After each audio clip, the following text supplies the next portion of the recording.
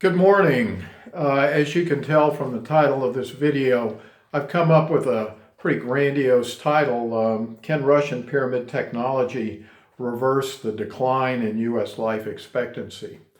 Just this week, we have gotten headlines really over the last 2 days of yet another annual decline in life expectancy in the United States. This doesn't need to be, and there's a lot of finger pointing going on as to why that may or may not be the case. But I wanted to look at this and reflect upon it for a moment before we proceed. We are by far the most expensive healthcare system in the world, by far. And yet, among OECD countries, we rank number 29 in the world. And we're going to talk about that a little bit more. But those are the facts. So we are going bankrupt for many reasons as a country, but not the least of which is the cost of our healthcare system, which, quite honestly, Mike Adams calls it right. It's a sick care system. We don't pay for people to be well. We pay for people who are sick. And we need to, as a country, and as an each of us individually, come to the realization that that system cannot continue to function for very much longer. We are getting sicker, we're getting poorer as a result, and our country is about ready to go bankrupt, at least in part due to our healthcare costs. So, I want to talk about this, and it's brought about in my mind the need to go over the Russian research in greater detail. And so that's what the purpose of this video is going to be. This is the first of a number of videos that I'm going to be doing on the research that they are doing in Russia. I'm getting more and more of it on the website every day, but I know that most of you don't read that. And a lot of you who are visual are going to want to listen to somebody like me explain this to you, and then maybe you'll be prompted to go out and do some research on your own. But if you look here, this is from today. This is Saturday, December 1st. Zero Hedge has this article as their second article on the page. Suicides, overdoses, and diabetes. U.S. life expectancy falls for the third straight year. And just to quote that first paragraph, during a year when drug overdose deaths jumped to a record high 72,000, roughly 1 in every 7 minutes, it's probably not surprising that overall life expectancy for Americans declined for the third straight year in 2017. But according to data from the CDC, drugs weren't the only factor at play. Deaths from suicide, the flu, diabetes, and many other causes also increased.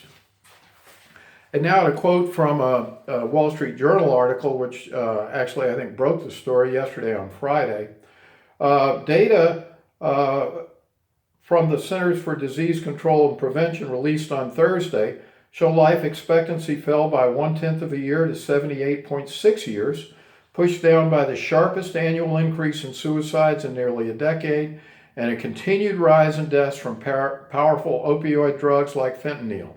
Influenza, pneumonia, and diabetes also factored into last year's increase. This data paints a dark picture of health and well-being in the U.S., reflecting the effects of addiction and despair, particularly among young and middle-aged adults, as well as diseases plaguing an aging population and people with lower access to health care. The continuation of this trend is a warning for all of us that our country has not found a way of addressing the profound needs of the people who are dying, said Eric Crane, professor of psychiatry at the University of Rochester Medical Center. The U.S. has lost 3/10 of a year in life expectancy since 2014, a stunning reversal for a developed nation, and lags far behind other wealthy nations. You'll see the chart I just put up. We rank 29th among the OECD countries with a life expectancy far below those available in other countries such as Japan and Switzerland, who top the list. But even if you go down and look near the United States, We rank below countries such as Costa Rica, Chile, Portugal, Slovenia, Greece, uh, countries that you wouldn't expect would have anywhere near the life expectancy that we have in the United States. So we've clearly got a problem here. And to quote the head of the CDC, Dr. Robert Redfield, CDC is committed to putting science into action to protect U.S. health, but we all must work together to reverse the trend of declining life expectancy. I couldn't agree more, and I guess what I'm doing today is I'm going to put a challenge out to the CDC to start looking at science from all parts of the world and see what works rather than continuing the mistakes that we've made in the past of relying purely on procedures and pills rather than precaution and prevention. And one such country that has taken great strides forward in doing that is Russia. And I'm going to talk about this not just from the perspective of pyramids this morning, but from other aspects of their healthcare policy as well.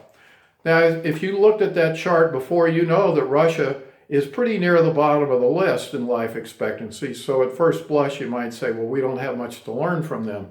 Well, they've had a lot of issues to deal with in their own society, including cleaning up the environment from the Soviet era to alcoholism and other issues that have held their life expectancy, particularly for males in Russia, down far below those levels of other OECD countries.